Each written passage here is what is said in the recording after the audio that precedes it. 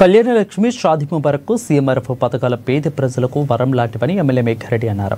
వనపర్తిలోని MLA camp ఆఫీసులో Kalyana Lakshmi Shaadi Mubarak CMRF చెక్కులను లబ్ధిదారులకు ఎమ్మెల్యే అందజేశారు.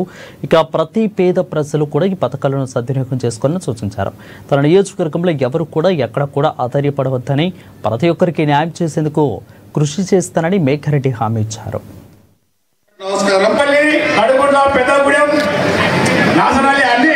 సంబంధించి చాలా డెవలప్మెంట్ చేసుకున్నాం.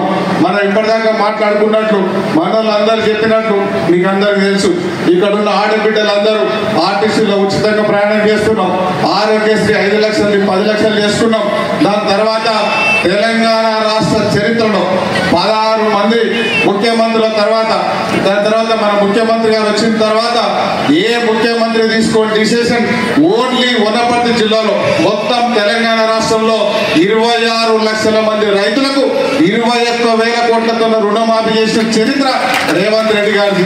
దాన్ని మన వనపర్తి లెక్కలు చూస్తే ఓన్లీ మన వనపర్తికి 33,861 మంది రైతులకు దాదాపు 253 కోట్లు మన వనపర్తి రైతులకు ఇచ్చినాం. దాంతో పాటు ఇక్కడ రైతు భరోసా ఇచ్చినాం. రైతు భరోసా మన వనపర్తి రైతులకు 253 కోట్లు ఇచ్చినాం. ఇట్లా చాలా ఉన్నాయి చెప్పుకుంటూ పోతే. ఈ మధ్యకాలంలో వాళ్ళు అక్కడికి వెళ్ళి ఫోటోలు దిగి ఈ జీవోలు మేము తెచ్చినాం, మేము అది తెచ్చినాం, ఇది తెచ్చినాం అని కొంతమంది చెప్పుకుంటున్నారు.